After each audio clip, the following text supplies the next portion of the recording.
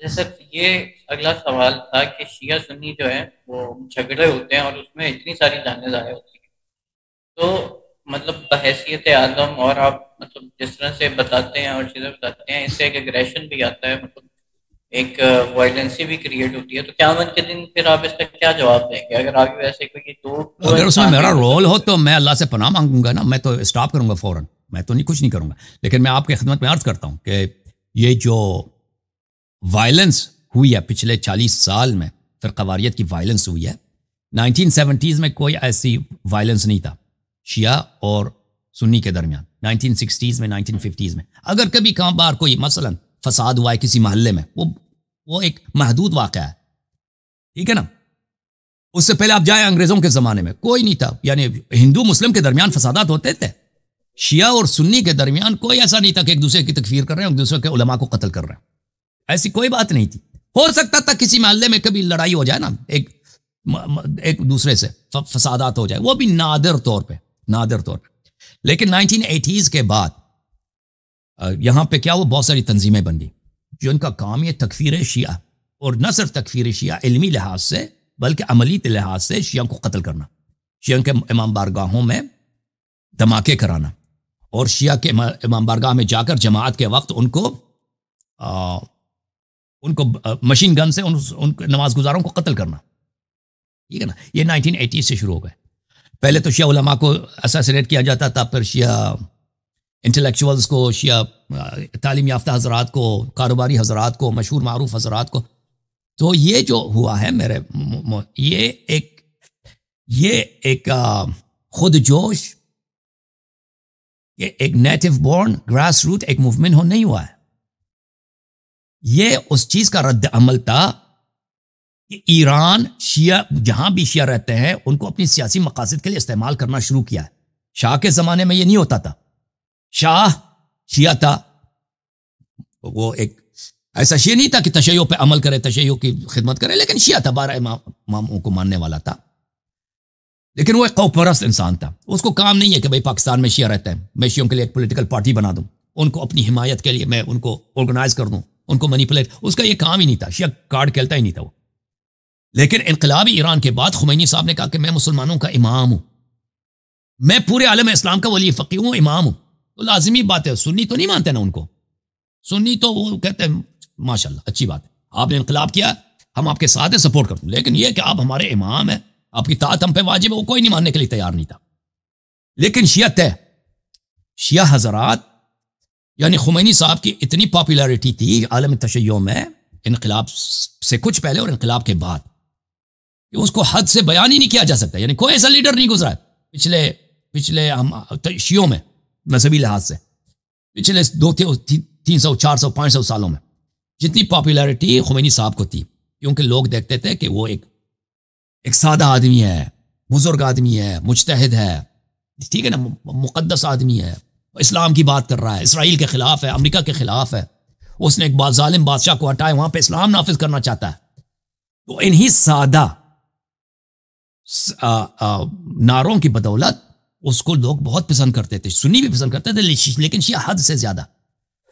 وہ تو خمینی صاحب کے لیے مرنے کے لیے تیار تھے. حکومت پاکستان کو بھی یہ پتا تھا، حکومت سعودی عرب، امریکہ سب کو پتا تھا یہ ایک ایسی لہر ہے کہ پورے عالم اسلام کو لے لے گی اپنے لپیٹ میں جہاں بھی شیعہ. اور پھر ایران نے کیا کہ شیعوں کے لیے جہاں بھی ہیں ان کے درمیان پولیٹیکل پارٹیز بنانا شروع کیے، اور جہاں پہ حکومتیں کمزور ہیں وہاں پہ نہ صرف پولیٹیکل پارٹیز بنا دی، وہاں پہ پیراملٹری گروپس بنا دی، ٹھیک ہے نا. اگر حکومت وہاں پہ کمزور ہے تو صرف پولیٹیکل پارٹی بنا دو. اگر حکومت طاقتور ہے جیسے پاکستان میں، وہاں پہ نہیں بنا سکتا کوئی پیراملٹری گروپ، نہیں بنا سکتا شیعوں کا، تو وہاں پہ پولیٹیکل پارٹیز بنا دی. لیکن جیسے لبنان ہے وہاں پہ سینٹرل حکومت کمزور ہے، کنٹرول نہیں، وہاں پہ پیراملٹری گروپس بنا دی اپنے، ٹھیک ہے نا. افغانستان میں اس زمانے میں ہرج مرج تھا حکومت، وہاں پہ پیراملٹری گروپس بنا دی اپنے. تو یہ دیکھیں دنیا کو، وہ تو دیکھنے والے تو دیکھ رہے تھے نا، تماشا دیکھ رہے تھے کہ بھئی یہ دیکھیں ہمارے ساتھ کیا ہو رہا ہے. اگر پاکستان کی شیعوں کو موبلائز کیا جائے، وہ ایرانی سیاست پہ چلنا شروع کر دیں، تو یہ حکومت پاکستان کے لیے ایک بہت بڑا خطرہ ہے. جیسے حزب اللہ لبنان میں ایک بہت بڑا خطرہ ہے وہ ایران کے لیے، یہ پاکستان میں ہمارے لیے بہت خطرہ ہے. تو میں سمجھتا ہوں کہ یہ ایک ضیاء کے زمانے سے، اس زمانے سے اس بات کا آغاز ہوا. اس میں خود حکومت پاکستان، فوج، ISI شریک تھے، اور امریکہ کی بھی سرپناہی حاصل تھی ان کو. سعودی عرب، ایمریٹس، ان سب لوگوں نے ان کی حوصلہ افزائی کی، فنڈنگ فراہم کیے ان گروپس کو جن کا کام تھا شیعوں کو قتل کرنا. دیکھو شیعوں کے عقائد یہ تو انقلاب کے بعد تو نہیں بنے کہ ہم ابو بکر عمر کو نہیں مانتے. ہم انقلاب ایران سے پہلے شیعہ تھے، ابو بکر عمر کو نہیں مانتے تھے، عائشہ کو نہیں مانتے تھے، کوئی ہمارا عقیدہ چینج نہیں ہوا حکومت ایران، انقلاب ایران کے بعد. تو انقلاب ایران کے بعد یہ تکفیر کی لہر کہاں سے آ گئی؟ یہ جماعتیں کہاں سے بن گئی؟ یہ گروپس جن کو ہمیں پتہ ہے کہ ان کو حکومتی سرپناہی سرپرستی حاصل تھی، انٹرنیشنل فنڈنگ ان کے پاس ہوتی، یہ کہاں سے آ گئے؟ ٹھیک ہے نا. تو یہ ایک ریاکشن تھا کہ انقلاب کی لہر کو روکا جائے، اور اس لہر کو روکنے کے لیے مختلف طریقے اپنائے گئے. پاکستان میں اس کا طریقہ کار یہی تھا کہ شیعوں کی تکفیر کیا جائے اور شیعوں کو قتل کیا جائے، تاکہ شیعوں میں وہ بات ہی نہ رہے کہ ایک پولیٹیکل پاور کے طور پر شیعہ آئیڈینٹیٹی کے ساتھ یہ پاکستان کی سیاست کو انفلوئنس کر سکے. وہ اس میں بہت کامیاب ہو گئے، واقعی کامیاب ہو. حکومت پاکستان بھی کامیاب ہو گئی، سعودی عرب بھی کامیاب ہو گئی، اور CIA ویسٹ بھی سب کامیاب ہو گئے. عرب دنیا میں ایک اور طریقے سے اپنا گیا. عرب دنیا میں یہ تھا کہ صدام کو کہہ دو حملہ کر دو. صدام اگر حملہ نہ کرتا تو یہ لہر انقلاب لے لیتا، بھائی کویت گر جاتا، کویت میں انقلاب، عراق میں بھی انقلاب آ جاتا. سنیں نا، اگر عراق میں انقلاب، وہ خمینی اسٹائل کا انقلاب آ جاتا، کویت تو کوئی بات، یہ یعنی مڈل ایسٹ ختم ہے بھائی. یہ دو بڑے ملک ہیں مڈل ایسٹ میں، ایک عراق ہے ایک ایران ہے. اگر یہ دونوں خمینی صاحب کے ہاتھ میں آ جاتے نا، سعودی عرب کچھ بھی نہیں، وہ تو روک ہی نہیں سکتے اس لہر کو. وہ لے لیتے بھائی یہ پورے مڈل ایسٹ کو، جتنا آئل گلف جہاں پہ اس زمانے میں 80s میں ابھی دیکھیں تیل کی پیداوار جو ہے دوسرے علاقوں میں زیادہ ہے. 80s میں دنیا کا 80% تیل وہاں سے نکلتا تھا، پرشین گلف سے نکلتا تھا. اس زمانے میں کوئی اس بات کو اجازت دینے کے تیار نہیں تھا کہ انقلاب، ایک اینٹی ویسٹرن گروپ جو خمینی صاحب ہیں، وہ 80% آئل فلو کو کنٹرول کریں. تو وہ ہر کام کے لیے آمادہ تھے کہ اس کو روکا جائے. تو اس لیے انہوں نے صدام صاحب سے کہا دیا کہ بھائی مارو، اور صدام وہ تئی کتا پاگل، اس نے بھی حملہ کیا. ٹھیک ہے. تو یہ جو دیکھیں یہ شیعوں کو قتل کرنے کا لہر اور شیعوں کی تکفیر کا لہر شروع ہوا ہے. اب دیکھیں اس کے بعد سعودی عرب میں اور امارات وغیرہ میں وہاں پہ بھی شیعوں کی کافی تکفیر ہو گئی تاکہ کوئی انقلابی حکومت ایران کے وہ حمایت نہ کرے. تو ان سب یہ جنہوں نے دیکھیں یہ جو شیعہ مسلمانوں کے درمیان فسادات ہوا ہے، یہ میں سمجھتا ہوں اس میں بڑا رول جو ہے شیعہ علماء کا ہے. شیعہ علماء کی غلطی ہے. شیعہ علماء کی کیا غلطی ہے کہ وہ اعلی کار بن گئے ایران کے. اگر وہ اعلی کار ایران کے نہ بنتے اور شیعہ قوم کو ایرانی سیاست اور اس کی منہج اور اس کے جو اس کا طریقہ کار تھا اس پہ نہ چلتے، تو یہ پاکستان وغیرہ میں شیعہ کشی کا اور شیعہ کی تکفیر کا اور شیعوں کے قتل کا کوئی وجہ نہ رہتا. کیونکہ جو تنظیمیں بن گئی وہ ایک ری ایکشن کے طور پر، ایک سپر کے طور پر، ایک دفاع کے طور پر کہ ایرانی ویو کو کیسے ہم ریپلس کریں، ایرانی موج کو ہم کیسے پیچھے ہٹائیں، اس وجہ سے بنی تھی. تو اس میں ایران کا خمینی صاحب کا بہت قصور ہے، خامنئی صاحب کا بہت بڑی غلطی ہے ان لوگوں کی کہ انہوں نے شیعہ کارڈ کھیلا، شیعہ کمیونٹیز کو اور شیعہ پاپولیشنز کو اپنے سیاسی مفادات کے لیے انہوں نے یوز کیا ہے. ہر ملک میں جہاں بھی شیعہ رہے، امریکہ میں بھی یہی ہے، یہاں پہ شیعہ مساجد، شیعہ ممبرگاہ سب ایران کے ہاتھ میں. تو یہ بہت بڑی غلطی تھی، اس کی وجہ سے ہم قتل ہوئے. تو میں سمجھتا ہوں شیعہ قوم کو بیدار ہونا چاہیے، یہ سمجھنا چاہیے شیعہ قوم کو، اور شیعہ علماء کو بیدار ہونا چاہیے. اور شیعہ علماء اکثر اس بات کو جانتے ہیں لیکن اعتراف نہیں کرتے. وہ جانتے ہیں کہ سپاہ صحابہ کیوں بنی ہے. سپاہ صحابہ بنی ہے تحریک نفاذ فقہ جعفریہ کے مقابلے کے لیے بنائی ہے، خود حکومت پاکستان نے بنائی ہے. وہ خود جانتے ہیں، اکثر علماء جانتے ہیں ان باتوں کو. ٹھیک ہے نا. تو عرض یہ ہے کہ یہ بہت بڑی مصیبت تھی. انقلابی ایران شیعوں کے لیے بہت بڑی مصیبت تھی، یعنی اور وہابیت کے لیے بہت اچھا تھا. اس کی وجہ سے وہابیت کو بہت فروغ ملی، ان کے مدارس کو بہت فنڈنگ ملے، کروڑوں کے نہ بلین ٹریلینز کے حساب سے پوری دنیا میں ان کی جو اشاعت ہوئی، ان کی جو سرپرستی ہوئی، ان کو جو آزادی ملی. امریکہ نے، سعودی عرب نے، اور سعودی عرب کے جتنے اس کے آئل انکم تھی سب وہابیت کی خدمت میں ان لوگوں نے لگا دی. یہ ہمارے لیے بہت مصیبت. میں سمجھتا ہوں اس بہت بڑی ٹریجڈی ہے ہمارے مذہب کی، اور ابھی تک افسوس کی بات ہے کہ میری قوم سوئی ہوئی قوم ہے، ان کو پتہ ہی نہیں ہے کہ وہ 40 سال سے کیوں ذبح ہوا ہے. یہ غداری کہ ان کو پتہ بھی نہیں چلنے دے رہے ہیں کہ کیوں تم ذبح ہو رہے ہو. یہ ان کے علماء کی بدبختی ہے، ان کے علماء کی ان کے ساتھ غداری ہے. ہم شیعہ ہیں، جو پاکستانی شیعہ ہیں وہ ملک کے وفادار بنے، اور ملک کے وفادار ہیں، ایران کے اہلکار نہ بنے، اور ایرانی سیاست کے ان کے جیسے وہ ایک تھے نا پاکستان میں عارف حسینی، وہ وہی جو نعرے تھے خمینی صاحب کے، اس کو 100% اسی کو کاپی کر کے نا پاکستان میں ریلیز بناتا تھا وہ سید عارف حسین الحسینی، اسی کو کاپی کر کے ادھر پاکستان میں. یہ باتیں شیعوں کی تباہی کے سبب ہیں، اور شیعہ کبھی نہیں اٹھ سکیں گے، اور شیعہ کبھی ان کو یہ جو بین الاقوامی بڑی طاقتیں ہیں اور خود حکومت پاکستان، یہ کبھی ان پہ اعتماد نہیں کرے گا جب تک کہ یہ ایران کے اہلکار رہیں گے. یہ بڑی اہم بات ہے، اس نقطے کو سمجھنا چاہیے. لیکن مصیبت یہ ہے کہ ہمارے جو اکثر علماء ہیں، ان کی پرورش ان مدارس میں ہوتی ہے، یہ قوم جاتے ہیں، ٹھیک ہے نا، ان کی پرورش انہی مدارس میں ہوتی ہے جن کا کریکولم ہی یہی ہے، جن کا نصاب ہی یہی ہے کہ کیسے ایسے افراد کی پرورش کی جائے جو ایرانی سیاست کو دنیا میں پروموٹ کریں. اگر پاکستان جاتے ہیں تو پاکستان میں، ہندوستان جاتے ہیں تو ہندوستان میں. تو یہ شہنشاہ نقوی صاحب کسی اور بات کو سمجھ ہی نہیں سکتے، کیونکہ شہنشاہ نقوی صاحب اور ان جیسے افراد یہ ذہنی لحاظ سے برین واشڈ ہیں. یہ تصور ہی نہیں کر سکتے کہ ولایت فقیہ یہ جو ہم جس راستے پہ جانے خطا ہو سکتا ہے، یہ اہل بیت علیہ السلام کا راستہ نہیں ہے. افسوس کی بات ہے، صرف افسوس اور درد کا اظہار میں کر سکتا ہوں. شیعہ مجھے گالی دیں گے بہت سارے، لیکن میں کیا کر سکتا ہوں؟ جی میں جو کہہ رہا ہوں وہ حق ہے. جی سر. آپ نے کافی لمبی جو ہے وہ آپ نے تفصیل دی ہے. اچھا، یعنی کہ یہ پیراملٹری ایک موومنٹ تھی rather than کہ ایک ریلیجیس موومنٹ تھی. ٹھیک، یہ تو آپ نے بڑا اچھا بتایا. لیکن اگر آپ دیکھیں نا تو آفٹر 2010 کے بعد ایک دفعہ پھر سرج آئی اتحاد بین المسلمین کی، شیعہ سنی وہابی دیوبندی سب ایک پیج پہ آ گئے. گزشتہ اگر آپ دیکھیں نا تو یہ 10 سے 15 سالوں میں تو آپ کو کوئی ایسے فسادات، نہ قتل و غارت، نہ اسیسینیشن، نہ ٹارگٹ کلنگ، نہ بم بلاسٹ، کچھ ایسا نظر نہیں آ رہا.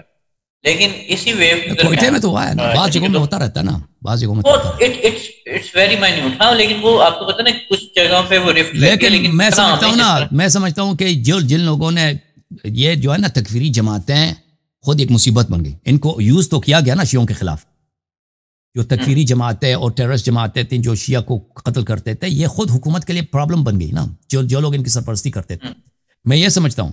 اور پھر ان کی کہاں آرامدی ختم ہو گئی، کیونکہ شیعہ اتنے کمزور ہو گئے اور شیعہ اتنے پس گئے کہ پھر وہ ان کو یقین ہو گیا کہ اب شیعوں کو کنٹرول کرنے کا طریقہ میں آ گیا ہے. اگر یہ دوبارہ کبھی ہمارے اسٹیٹ کے لیے، ہماری پالیسیز کو مینیپولیٹ کرنے کے لیے ایسی، کیونکہ شیعوں کے پاس کیا ہے، نہ پارلیمنٹ میں کوئی سیٹ ہے، کچھ بھی نہیں ہے، نہ ان کے نہ کوئی الیکشن جیسا ایسا سسٹم یا ایسا پاکستان میں کہ، اور نہ یہ کوئی جلسہ اپنا کرا سکتے ہیں. کیونکہ یہ دیکھیں وہ 80s میں ہوتا ہے نا، مرحوم مفتی جعفر صاحب کا ایک جلسہ ہوتا ہے اسلام آباد میں، لیکن سر پارلیمنٹ میں ہے، اس کے بعد تو کبھی نہیں کر سکتے نا. والد تشیع پارلیمنٹ میں شیعہ آئیڈینٹی کے ساتھ نہیں ہے، شیعہ آئیڈینٹی کے ساتھ نہیں ہے. وہ پیپل پارٹی نے کسی نے ٹکٹ دیا نا، یا اس نے ہمارے سینیٹر ہیں پی ٹی آئی نے وہ ایک دو سے کیا سنی مولوی کتنا ہے بھائی اس کے مقابلے میں، وہ تو بہت زیادہ. وہ تو ایک آدمی کیا کچھ بھی نہیں کر سکتا. ایک مولوی اگر شیعہ مولوی جاتا ہے نا ایم این اے بن کے، تو ایک آدمی تو کچھ نہیں کر سکتا نا. ان کی تعداد اس کے مقابلے میں بہت زیادہ ہے. جس طرح وہ ریپرزینٹ ہوتے ہیں وہ اس طرح ہم ریپرزینٹ نہیں ہوتے ہیں نا. تو میں عرض یہ کرتا ہوں کہ سیاست والوں کو پتہ چل گیا کہ اب زیادہ سے زیادہ 2010 کے بعد شیعوں کو اتنا زیادہ قتل کرنے کی ہمیں ضرورت نہیں ہے. میں یہ سمجھتا ہوں لیکن وہ کبھی بھی اس دوبارہ سوئچ کو آن کر سکتے ہیں. یہ ایک ایسی چیز ہے ان کے لیے بہت آسان ہے. وہ دوبارہ کبھی بھی ایسے گروہ بہت سارے مل جائیں گے ان کو کہ وہ شیعوں کو بہت مزے سے قتل کریں گے. جی لیکن یہ اس کا آپ نے اپنی بات پہ جواب دیا نا کہ جہاں بھی کوئی اینٹی اسٹیٹ کوئی ایک گرفت تیار ہوتی ہے تو پھر اسٹیٹ ہی ہے نا، اس نے تو اپنے آپ کو اور اپنی میں بلیم نہیں کرتا حکومت پاکستان کو. ہاں مطلب وہی نا، کوئی بھی حکومت ہوتا یہی کر لیتا نا، کوئی بھی حکومت ہوتا. دیکھ حکومت پاکستان کو یہ تو فرشتہ تو نہیں کہ آسمان سے آیا. وہ دیکھ رہا ہے کہ یہاں پہ ایک جماعت ہے جو ہمارے لیے ایک رسک ہے، سیکیورٹی رسک ہے، نیشنل سیکیورٹی رسک ہے ہمارے لیے. تو اس کو کیسے مینج کیا جائے، انہوں نے طریقہ ڈھونڈ لیا بھائی کہ اس کو مینج کرنے کا یہ طریقہ ہے. غلط, بہت ہی بروٹل طریقہ ہے. لیکن میں سمجھتا ہوں شیعہ قوم نے حکومت پاکستان کے لیے کوئی راستہ چھوڑا ہی نہیں تھا. 80s میں اگر آپ چلے جائیں نا, عارف حسینی, ساجد نقوی صاحب, ان لوگوں نے حکومت پاکستان کے لیے کوئی راستہ چھوڑا ہی نہیں تھا جی, سوائے یہ کہ یہی کر لیں جو ان کے ساتھ ہوا تھا. کیونکہ یہ ان کا نعرہ ہی تھا کہ پاکستان میں انقلاب. وہ یہ بات ان کی بات یہ چل رہی تھی نا, یہ پاکستان میں انقلاب کی بات کر رہے تھے, تو آپشن ہی نہیں چھوڑا تھا ان کے لیے. ٹھیک ہے نا, یہ بالکل پاگل تھے. یہ سب شیعہ لیڈرشپ 80s 90s میں سب پاگل تھے, جنون میں تھے, پتہ ہی نہیں, کسی اور فضا میں تھے. ان کو پتہ ہی نہیں تھا پاکستان میں آپ کیسے انقلاب کریں گے. تحریک نفاذ فقہ جعفریہ, فقہ جعفریہ کون آپ کو نافذ کرنے دے؟ پاگل ہے آپ. ابھی تک حنفی فقہ نافذ نہیں ہوا جی, ان کی اکثریت ہے. آپ کو کوئی یہ کسی اور دنیا میں تھے. ہمارے شیعہ مولوی اگر دیکھیں, یہ بہت افسوس کی بات ہے, لیکن یہ بہت بیوقوف ہوتے ہیں. یہ ایک معاملے میں تیز ہوتے ہیں, وہ پیسے جمع کرنے جو ان کی جو ذاتی مفادات ہو, لیکن قوم کی صلاح کو, ان کی مصلحت کو کیسے پروموٹ کیا جائے, اس کو پروٹیکٹ کیا جائے, میرے قوم کی خدمت کیسے کریں, ان کو آگے اس میں یہ بالکل 100% اگنورنٹ ہے, بیوقوف ہے, ان کو کچھ نہیں آتا. سر جو میں بات کرنے لگا تھا, جس میں سے بیچ میں ہی بات رک گئی, وہ یہ ہے کہ آفٹر 2015 نا ایک سرج آئی انٹرنیٹ انفارمیشن کی.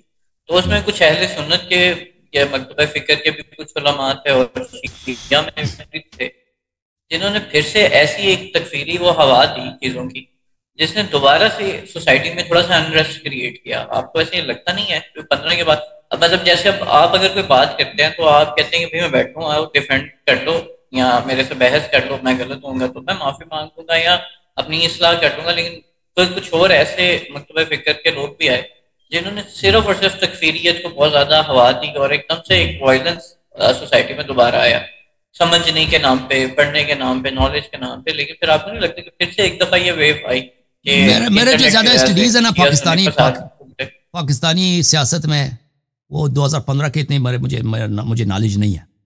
مجھے جو زیادہ میں نے انٹرنیٹ کی وجہ سے کہہ رہا ہوں سر, سیاست نہیں کہہ رہا, جیسے کہ آپ کو پتہ میں کن کی بات کر رہا ہوں. انٹا ایشیا جو کلائمیٹ ہے, مجھے زیادہ جو اس کا مطالعہ ہے 80s اور 90s کا ہے. 2015 کے بعد میں نے, کیونکہ میں پاکستان میں رہتا نہیں ہوں اور وہاں کے اخبار وغیرہ میں نہیں پڑھتا, تو اس میں مجھے زیادہ نالج, اس زمانے کی جو میں نے کتابیں پڑھی ہیں, اخبارات کے کلپس وغیرہ زیادہ دیکھے ہیں, اس زمانے کے ریسرچ ہے میرا. لیکن 2015 کا مجھے اتنا نہیں معلوم اس کے بعد صورتحال کیا ہے. ٹھیک ہے نا, تو یہ میرا ایریا آف ایکسپرٹیز نہیں ہے. جتنا میں نے مطالعہ کیا ہے مجھے یہ باتیں, یعنی اور میں نے بہت ہی ٹاپ لیول کے ایکسپرٹس ہیں, ان کے کتابیں میں نے پڑھی اس مسئلے پر. مجھے یہ جو عرض میں کر رہا ہوں اس پہ مجھے پختہ یقین ہے کہ جو میں اس مسئلے میں کہہ رہا ہوں وہ صحیح ہے. لیکن بعض باتیں مجھے نہیں معلوم جس کی طرف آپ اشارہ کر رہے ہیں 2015 کے بعد جو کلائمیٹ ہے. چلے میں ذرا زیادہ آپ کو آسانی سے بتا دوں کہ جیسے کہ انٹرنیٹ پہ محمد علی مرزا صاحب آئے اور مفتی طارق, بہت سارے لوگ آئے. جب انہوں نے بہت ساری ایسی باتیں شروع کی جو کہ اتنی عام نہیں تھی عوام میں, دین پھر ایک دفعہ سے پھر ٹرینڈ آیا ڈیبیٹس کا, باتوں کا, نالج کا ایکیومولیشن زیادہ ہوئی. دین پھر اس کے اوپر جو ہے مناظر یہ سارے شروع ہو گئے. تو پھر کہیں نہ کہیں وہ پھر ایک وائلنس کا آنسر آ گیا کہ ایک تکفیر کا پھر باقاعدہ سلسلہ شروع ہو گیا 15 کے بعد, یعنی کہ 18-19 کے اوائل کے بعد, یعنی پھر سے. ورنہ اس سے پہلے تو یہ رک چکی تھی, یعنی کہ شیعہ بڑے اچھے طریقے سے اپنی رسومات ادا کر رہے تھے. جو وائلنس ہوتا ہے نا, جو ٹیررسٹ گروپس وائلنس کرتے ہیں, مثلا کوئی آتا ہے کسی جگہ پہ کوئی کام, اس کے پیچھے بہت پلاننگ ہوتی ہے, اس کے پیچھے بہت مین پاور ہوتا ہے, فکری طاقت ہوتی ہے, ٹریننگ ہوتا ہے. تو یہ یوٹیوبر یہ کام نہیں کر سکتے. ٹھیک ہے نا, یہ وہ کام کر سکتے ہیں, اس کے لیے آرگنائزیشنز کی ضرورت ہوتی ہے. اور حکومت پاکستان کا اتنا پاکستان پہ کنٹرول ہے کہ ایسے آرگنائزیشنز ان کی اجازت کے بغیر پاکستان میں آپریٹ نہیں کر سکتے. پاکستان میں ان کی اپنی وہ اجازت دیں گے تو یہ آپریٹ کر سکیں گے. ٹھیک ہے نا, تو اگر ایسی کوئی بات پاکستان میں ہوتی ہے, میرا جو امپریشن ہے کہ حکومت پاکستان جو ہے بالخصوص اس کی جو جس کو آپ اسٹیبلشمنٹ کہتے ہیں, جس کو فوج وغیرہ, یہ ان کی کافی گرفت ہے پاکستان پر. وہ سب کو اچھی طرح جانتے ہیں کہ کون کیا کرتا ہے, اور ان کی اجازت کے بغیر اس طرح کے کام کوئی بہت کم کر سکتا ہے. لیکن یہ اس سے نمٹنا بہت آسان سے نمٹ لیں گے. پاکستانی اسٹیٹ جو ہے نا وہ اپنے ملک اور قانون کو جو ہے نا وہ رائج کرنے میں بڑی بہترین ہے, اس معاملے میں تو بہت بہتر ہے. جھوم جاؤ شیعو، جھوم جاؤ، پرواز کرو، کیوں فخر سے سر اٹھا، کیونکہ اللہ تعالیٰ نے تمہیں انتخاب کیا، صراط حق پر صرف تم ہو، صراط ایمان پر صرف شیعہ، کیونکہ اللہ تعالیٰ نے تمہیں انتخاب کیا، صراط حق پر صرف تم ہو، صراط ایمان پر صرف